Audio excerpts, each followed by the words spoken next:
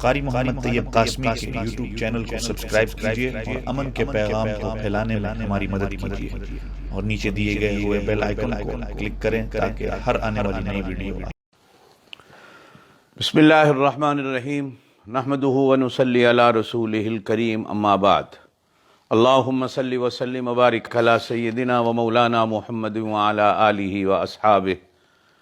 ناظرین و سامعین، تمام سننے والی میری بہنیں، میرے بھائی، آپ تمام کو دل کی گہرائیوں سے السلام علیکم ورحمۃ اللہ وبرکاتہ۔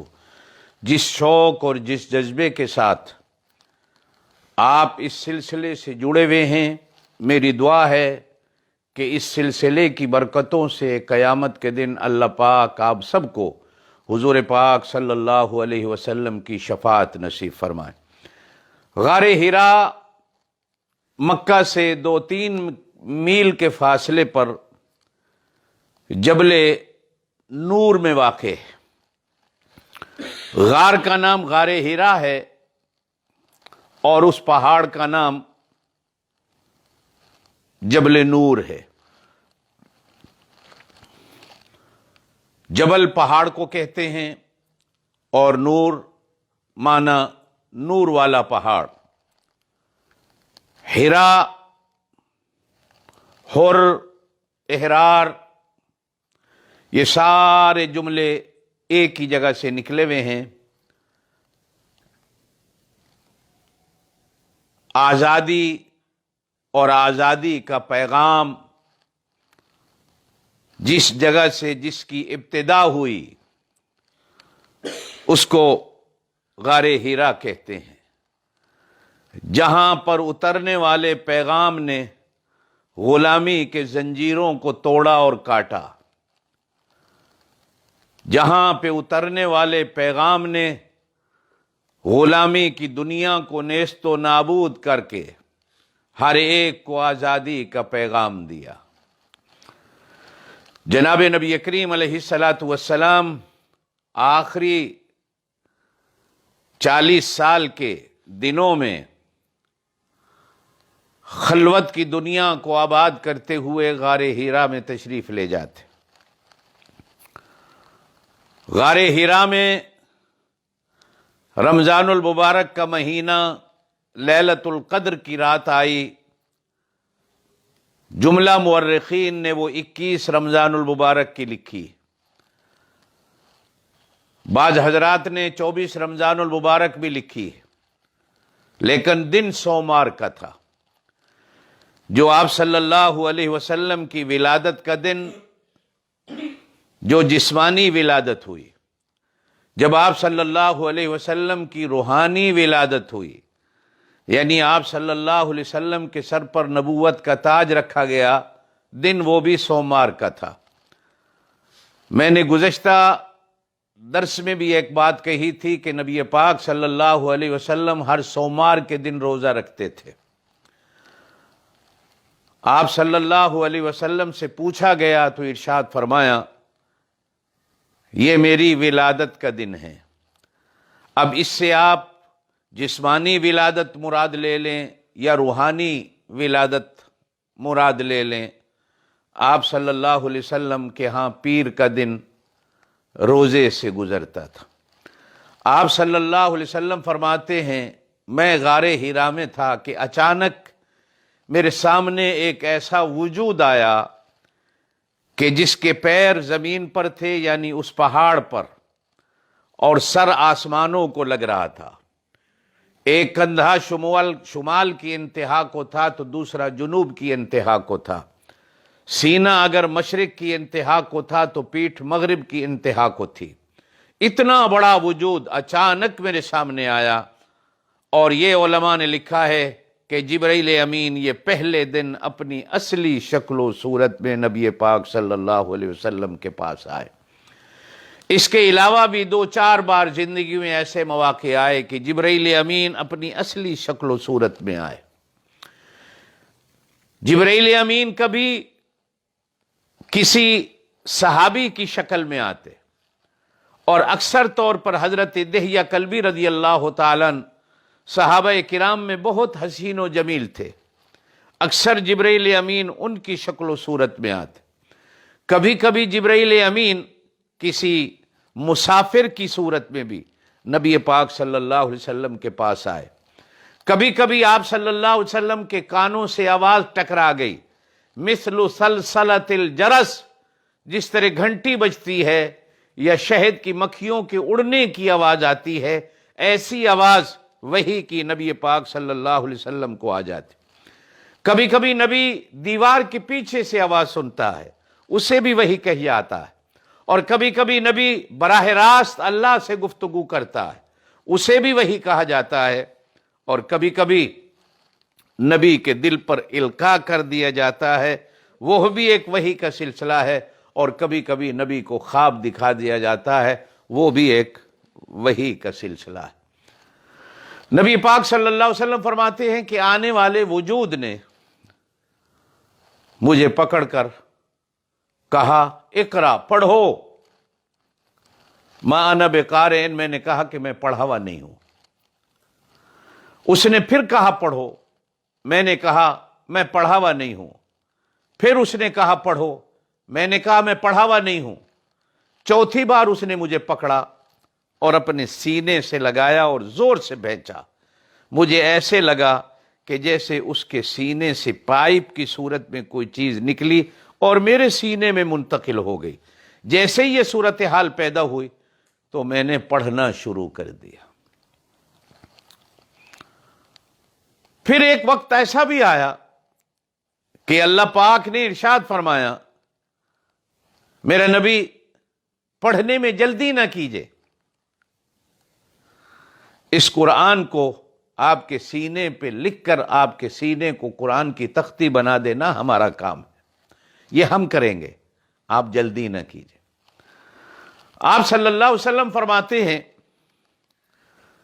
بعض مورخین نے تو لکھا ہے کہ وہی خبر ملی کہ آپ اللہ کے رسول ہیں، آپ کو مبارک ہو۔ نبی پاک صلی اللہ علیہ وسلم فرماتے ہیں کہ ایک ایسا وجود دیکھنے سے، یا آپ یوں کہیں کہ وحی کا بوجھ، حدیثوں میں آتا ہے کہ نبی پاک صلی اللہ علیہ وسلم پر کبھی سردی کے موسم میں وحی اترتی تو پیشانی مبارک سینے سے پسینے سے تربتر ہو جاتی، اور کبھی آپ صلی اللہ علیہ وسلم سواری پہ تشریف فرما ہوتے، وحی اترتی تو سواری وحی کے بوجھ کو برداشت نہ کر سکتی، بیٹھ جاتی۔ حضرت زید بن ثابت رضی اللہ تعالیٰ مشہور قرآن کے قاری و حافظ ہیں، فرماتے ہیں ایک دن نبی پاک صلی اللہ علیہ وسلم نے میری ران کے اوپر ران رکھی ہوئی تھی، اچانک وحی کا نزول شروع ہو گیا تو میری ران پر ایسا بوجھ پڑا کہ مجھے خوف پیدا ہونے لگا کہ اب ہی میری ران کی ہڈیاں ٹوٹ جائیں گی۔ اور قرآن پاک میں بھی کہا گیا، لو انزلنا ھذا القرآن، اگر ہم اس قرآن کو پہاڑ پر نازل کر دیتے، علی جبل، پہاڑ پر نازل کر دیتے، لرأیتہ خاشعا متصدعا من خشیۃ اللہ، تو دیکھتا کہ وہ پہاڑ بھی اللہ کے خوف سے ریزے ریزے ہو جاتا۔ وحی کا بوجھ۔ نبی پاک صلی اللہ علیہ وسلم گھر آئے، اس وحی کے بوجھ کی وجہ سے پورے جسم مبارک پر ایک ثقل، ایک بوجھ تھا۔ گھر پہنچے تو فوراً حضرت خدیجۃ الکبریٰ رضی اللہ تعالی عنہا سے فرمایا، مجھے کمبل اڑاؤ، مجھے کمبل اڑاؤ، مجھے سردی لگ رہی ہے۔ کپ کپاہٹ طاری تھی، بخار آ گیا، اور آپ صلی اللہ علیہ وسلم پر رضائی ڈال دی گئی۔ حضرت خدیجۃ الکبریٰ رضی اللہ تعالیٰ عنہ کو نبی پاک صلی اللہ علیہ وسلم نے پوری حالت سنائی تو حضرت خدیجہ کے جو الفاظ ہیں، نبی کریم صلی اللہ علیہ وسلم کو کن الفاظ اور کن جملوں سے تسلی دلا رہی تھی، عرض کیا، آپ تو یتیموں کا خیال رکھنے والے ہیں، آپ تو مسکینوں کے سروں پہ ہاتھ رکھنے والے ہیں، آپ تو محتاجوں کی خبرگیری کرنے والے ہیں، آپ تو درد مندوں کا درد بٹانے والے ہیں، بھلا آپ کو کوئی چیز کیسے نقصان دے سکتی ہے؟ اور یہ وہ چیزیں ہیں جو حضرت خدیجہ کی زبان مبارک سے نکلی، وہ آج بھی اگر کوئی درد مندوں کے درد کو بٹاتا ہے، اور اگر کوئی غریبوں کی غریبی کا خیال رکھتا ہے، اگر کوئی محتاجوں، فقیروں اور مسکینوں کا خیال رکھتا ہے، تو اللہ پاک اس کو ہر آفت اور ہر بلا اور ہر مصیبت سے محفوظ رکھتے ہیں۔ حضرت خدیجہ الکبریٰ رضی اللہ تعالی عنہا سمجھ گئیں کہ میرا وہ خیال جو اس سے پہلے میرے دل میں جاگوزی تھا کہ نبی پاک صلی اللہ علیہ وسلم اللہ کے رسول ہونے والے ہیں، یقیناً وہ وقت آ چکا ہے۔ حضرت خدیجہ نے جا کر اپنے چچزاد بھائی ورقہ بن نوفل سے یہ ذکر کیا، جو تورات و انجیل کے حافظ تھے۔ بعض روایات میں آتا ہے کہ حضرت خدیجہ حضور پاک صلی اللہ علیہ وسلم کو ساتھ لے گئیں اور ورقہ بن نوفل سے کہا کہ اپنے بھتیجے کی بات سنو۔ نبی پاک صلی اللہ علیہ وسلم نے پورا قصہ سنایا تو ورقہ بن نوفل نے کہا کہ یہ تو وہی ناقوس ہے، یہ تو وہی فرشتہ ہے جو موسیٰ و عیسیٰ کے پاس آتا تھا۔ خوشخبری ہو، آپ اللہ کے نبی ہیں۔ اگر میں اس وقت زندہ رہا جب آپ نے نبوت کا دعویٰ کیا، میں آپ کا ساتھ دینے والا ہوں۔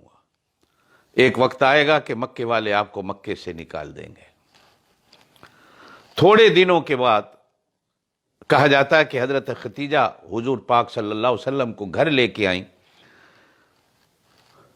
تھوڑے دنوں کے بعد کسی نے نبی پاک صلی اللہ علیہ وسلم سے ورقہ بن نوفل کی موت کے بعد ذکر کیا کہ ورقہ بن نوفل کیا تھے، تو نبی پاک صلی اللہ علیہ وسلم نے فرمایا میں نے ان کو جنت میں چلتا ہوا دیکھا، اس کے بارے میں کوئی ایسی بات نہ کہو، وہ جنتی تھا۔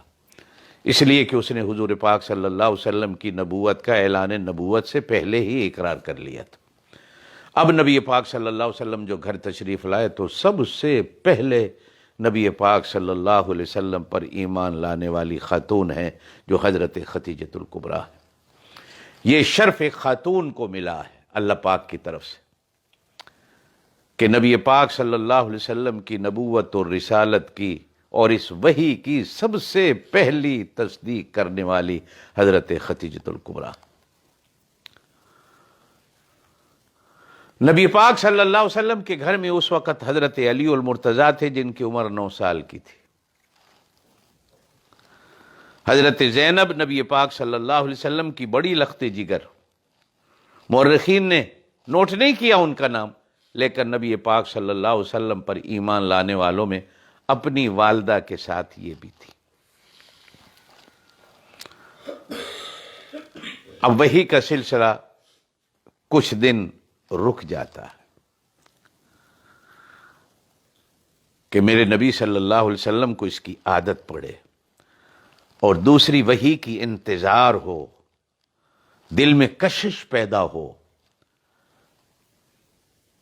محسوس ہو کہ مجھے کوئی چیز ملنی چاہیے۔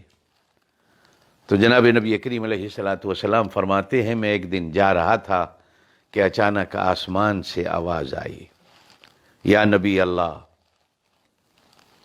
میں نے آسمان کی طرف دیکھا تو وہی فرشتہ جو غار حرا میں آیا تھا ایک کرسی پر تشریف فرما ہے اور مجھے کہتا ہے مبارک ہو، آپ اللہ کے رسول ہیں۔ اور پھر آپ صلی اللہ علیہ وسلم پر دوسری وحی آئی، بسم اللہ الرحمن الرحیم، یا ایہا المدثر قم فانذر وربک فکبر۔ اب حکم آیا کہ اپنی رسالت اور نبوت کا اعلان اور اللہ کی وحدانیت کا اعلان کرو، کھڑے ہو جاؤ اور دعوت و تبلیغ کا کام شروع کر دو۔ زندگی رہی تو باقی باندھتے۔ آئندہ کے درس میں سبحان ربک رب العزت عما یصفون وسلام علی المرسلین والحمد للہ رب العالمین۔